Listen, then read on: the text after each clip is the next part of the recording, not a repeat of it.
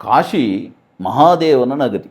ಅಂಥ ಅದ್ಭುತ ಕಾಶಿಯನ್ನು ಯಾಕೆ ಮೋಕ್ಷಪುರಿ ಅಂತ ಕರೆದ್ರು ಅಂತ ಕೇಳಿದರೆ, ಈಗ ನೀವು ಏನು ಕಾಶಿಯನ್ನು ನೋಡ್ತಾ ಇದ್ದೀರಾ ಅದಲ್ಲ ಕಾಶಿ. ಅದಕ್ಕೆ ಹೇಳೋದು ಕಾಶಿ ಎನ್ನುವುದು ಮಹಾದೇವನ ತ್ರಿಶೂಲದ ಮೇಲೆ ಇದೆ ಅಂತ. ಯಾಕೆ ಹಾಗೆ ಹೇಳಿದ್ದಾರೆ ಅಂತ ಹೇಳಿದರೆ, ಒಂದು ಅದ್ಭುತವಾದ ತಂತ್ರ ಅಂತ ಹೇಳಿದರೆ ಟೆಕ್ನಿಕ್, ತಂತ್ರದ ಪ್ರಯೋಗ ಕಾಶಿಯಲ್ಲಿ ನಡೆಯಿತು. ಏನಪ್ಪ ಅಂತ ಹೇಳಿದರೆ, ನಾವು ಎನರ್ಜಿಯನ್ನು ಅಲೈನ್ಮೆಂಟ್ ಮಾಡಲಿಕ್ಕೆ ಅಥವಾ ಅಟಮಿಕ್ ಕನ್ಫಿಗರೇಷನ್ ಅಂತ ನಾವೇನು ಹೇಳ್ತೇವೆ, ಅದನ್ನು ಯಂತ್ರ ಅಂತ ಹೇಳೋದು, ಒಂದು ಪ್ಯಾಟರ್ನ್ ಅದು.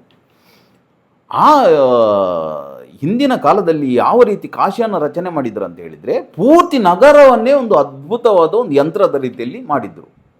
ಹೇಳ್ತಾರೆ 360 ಮಂದಿರಗಳಿದ್ದು ಅಂತ, ಬೇರೆ ಬೇರೆ ರೀತಿಯಲ್ಲಿ ಒಬ್ಬೊಬ್ಬರು ಒಂದೊಂದು ಹೇಳ್ತಾರೆ.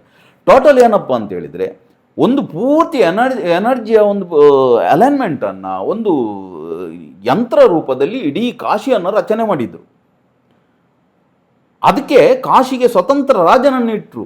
ಇಡೀ ಭೂಮಂಡಲವನ್ನು ಗೆದ್ದರೆ ಕೂಡ ಕಾಶಿಗೆ ಸ್ವತಂತ್ರ ರಾಜ. ಯಾಕೆ ಅಂತ ಹೇಳಿದರೆ, ಆ ಏನು ಯಂತ್ರವನ್ನು ರಚನೆ ಮಾಡಿದ್ದಾರೆ ಅದು ಅಲೈನ್ಮೆಂಟ್ ತಪ್ಪಬಾರ್ದು, ಅದರಲ್ಲಿ ಬೇರೆಯವರು ಬಂದು ಆಕ್ರಮಣ ಮಾಡಬಾರ್ದು ಅಂತೇಳಿ ಸ್ವತಂತ್ರ ರಾಜನನ್ನು ಕೊಟ್ಟರು. ಅದಕ್ಕೆ ಹರಿಶ್ಚಂದ್ರ ಕೂಡ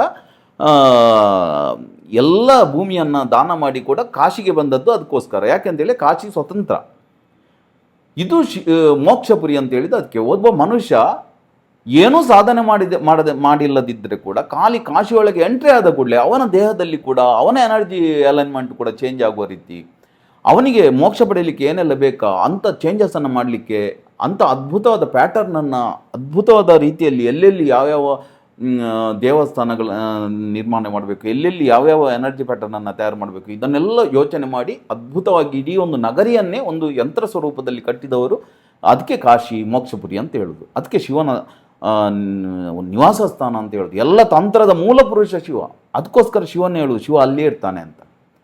ಅಲ್ಲಿ ಕಾಶಿಯಲ್ಲಿ ಸತ್ತರೆ ಮೋಕ್ಷ ಸಿಗ್ತದೆ ಅಂತ ಹೇಳೋದು ಕೂಡ ಅದಕ್ಕೆ. ಯಾಕೆ ಅಂತ ಹೇಳಿದರೆ, ಯಾವ ಸಾಧನೆ ಮಾಡಿಲ್ಲದಿದ್ದರೆ ಕೂಡ ನೀವು ಕಾಶಿ ನಗರವನ್ನು ಪ್ರವೇಶಿಸಿದರೆ ಆ ಎನರ್ಜಿ ನಿಮ್ಮ ಫ್ರೀಕ್ವೆನ್ಸಿ ಚೇಂಜ್ ಆಗ್ತದೆ. ಸೊ ಇಂಥ ಕಾಶಿಯನ್ನು ನಿರ್ಮಾಣ ಮಾಡಿ ಅಲ್ಲಿ ಬದುಕಿನ ರಹಸ್ಯಗಳನ್ನು ಹೇಳುವ ಎಲ್ಲ ವಿಧಾನ, ನೀವು ಅದೇ ನಾನು ಹೇಳಿದೆ ಅಲ್ವಾ, ಅದಕ್ಕೆ ಹೇಳೋದು ಕಾಶಿ ಶಿವನ ತ್ರಿಶೂಲದಲ್ಲಿರುವುದು. ಯಾಕೆ ಅಂತ ಹೇಳಿದರೆ, ಹೊರಗೆ ಏನು ಕಾಣ್ತು ಉಂಟು ಅದಲ್ಲ, ಆ ಎನರ್ಜಿ ಪ್ಯಾಟರ್ನ್ ಏನಿದೆ ಅಲ್ವಾ ಅದು ಕಾಶಿ ಅಂತ. ಈ ವಿಶ್ವೇಶ್ವರನ ಲಿಂಗ ಏನಪ್ಪ ಅಂತ ಹೇಳಿದರೆ, ಲಿಂಗ ಅಂತ ಹೇಳಿದರೆ ಅದು ಲಿಂಗ ಮತ್ತು ಯೋನಿಪೀಠ ಅಂತ ಹೇಳ್ತಾರೆ. ಅದು ಸೃಷ್ಟಿಯ ಸಂಕೇತ. ಅದರ ಬಗ್ಗೆ ನಾನು ಶಿವಶಕ್ತಿಯಲ್ಲೆಲ್ಲ ಮಾತಾಡಿದ್ದೆ, ವಿದ್ಯೆಯಲ್ಲೆಲ್ಲ. ಒಂದು ಕಡೆ ಸೃಷ್ಟಿ, ಇನ್ನೊಂದು ಕಡೆ ಮಣಿಕರ್ಣಿಕಾ ಘಾಟ್ ಅಂತ ಹೇಳ್ತಾರೆ, ನಿತ್ಯ ಸ್ಮಶಾನ. ಅದು ಮಹಾ ಸ್ಮಶಾನ ಅಂತ ಕಾಶಿಗೆ ಹೆಸರು ಇದೆ. ಒಂದು ಕಡೆ ಹುಟ್ಟು, ಇನ್ನೊಂದು ಕಡೆ ಸಾವು. ನೀವು ಎಲ್ಲಿ ಕೂಡ ನೋಡಲಿಕ್ಕೆ ಸಾಧ್ಯ ಇಲ್ಲ, ಕಾಶಿಯಲ್ಲಿ ಮಾತ್ರ ನೋಡಲಿಕ್ಕೆ ಸಾಧ್ಯ. ಒಂದೇ ಸಮಯದಲ್ಲಿ ಅನೇಕ ಚಿತೆಗಳು ಉರಿಯುವಂಥದ್ದು, ಬೇರೆ ಬೇರೆ ಬಣ್ಣದ ಬೆಂಕಿ ಬರ್ತಾ ಇರ್ತದೆ. ಅಂದರೆ ಮನುಷ್ಯನ ದೇಹದಲ್ಲಿ ಬೇರೆ ಬೇರೆ ರಾಸಾಯನಿಕ ಇರುವ ಕಾರಣ ಬೇರೆ ಬೇರೆ ರೀತಿಯ ಬೆಳಕು ಬರ್ತಿರ್ತದೆ. ಅಂಥ ಅದ್ಭುತವಾದ ಕಾಶಿಯಲ್ಲಿ ಒಂದು ಕಡೆ ಹುಟ್ಟಿನ ರಹಸ್ಯ ಹೇಳ್ತದೆ, ಇನ್ನೊಂದು ಕಡೆ ಅಂತಿಮ ಸತ್ಯ ಜೀವನದ ಕೊನೆ. ಮಧ್ಯದಲ್ಲಿ ಆ ವಿಶಾಲ ಗಂಗಾ ನದಿ. ನೀವು ಅದೇ ಹೇಳಿದಲ್ಲ, ಈಗಿನ ಕಾಶಿ ನೋಡೋದಲ್ಲ, ನೀವು ಕಲ್ಪನೆ ಮಾಡಿಕೊಳ್ಳಿ ಆ ಕಾಲದಲ್ಲಿ ಹೇಗಿರ್ಬೋದು. ಆ ಅರಣ್ಯ ಮಧ್ಯದಲ್ಲಿ ವಿಶಾಲವಾದ ಗಂಗಾ ನದಿ, ಈ ಬದಿಯಲ್ಲಿ ಮಣಿಕರ್ಣಿಕಾ ಸ್ಮಶಾನ, ಈ ಬದಿಯಲ್ಲಿ ವಿಶ್ವೇಶ್ವರ ಮಂದಿರ. ಆ ನದಿ ಜೀವನ ಮಧ್ಯದ ಏನಪ್ಪ ಅಂತ ಹೇಳಿದರೆ, ನೀವು ಎಷ್ಟು ವರ್ಷದ ಹಿಂದಿನಿಂದ ನಮ್ಮ ಹಿರಿಯರು ಹೋಗುವಾಗ ಕೂಡ ಗಂಗಾ ನದಿಯಲ್ಲಿ ಇತ್ತು, ನಾವು ಹೋಗುವಾಗ ಕೂಡ ಹಾಗೆ ಇತ್ತು, ಈಗ ಹೋಗುವಾಗ ಕೂಡ ಹಾಗೆ ಇರ್ತದೆ. ಗಂಗಾ ನದಿ ಅದೇ ಇರ್ತದೆ, ಆದರೆ ಅದರ ನೀರು ಹೊಸತ್ತೆ ಪ್ರತಿ ಸಲ. ನೋಡಲಿಕ್ಕೆ ಗಂಗಾ ನದಿ ಒಂದು ನದಿ ಅಲ್ಲಿ ಇದ್ದಾಗೆ ಕಾಣ್ತದೆ ಹೊರತು ನಿರಂತರವಾಗಿ ಬದಲಾವಣೆ, ನಿರಂತರವಾಗಿ ಚಲನೆ, ಯಾವುದೇ ಪ್ಲ್ಯಾನ್ ಮಾಡೋದಿಲ್ಲ ಅದು. ನದಿಯ ಮೂಲ ತತ್ವ ಏನಪ್ಪ ಅಂತ ಹೇಳಿದ್ರೆ, ಜೀವನದ ಮೂಲ ಉದ್ದೇಶ ಏನಪ್ಪ ಅಂತ ಹೇಳಿದರೆ, ಎಲ್ಲಿಂದ ಬಂದಿದ್ದೇವೋ ಅಲ್ಲಿಗೆ ಸೇರುವುದು, ಎಲ್ಲಿಂದ ಮೂಲವನ್ನು ಹುಡುಕುವುದು. ಸೊ ಸಮುದ್ರದಿಂದ ಆವಿಯಾದ ನೀರು ಮೋಡ ಆಗಿ ಅದು ಮಳೆಯಾಗಿ ಸುರಿದು ನದಿ ತೊರೆಗಳಲ್ಲಿ ಕಾಲುವೆಗಳಲ್ಲಿ ಹರಿದು ನದಿಯನ್ನು ಸೇರಿ ನದಿ ಸಮುದ್ರದ ಸೆಳೆತಕ್ಕೆ ಹೋಗ್ತಾ ಇರ್ತದೆ.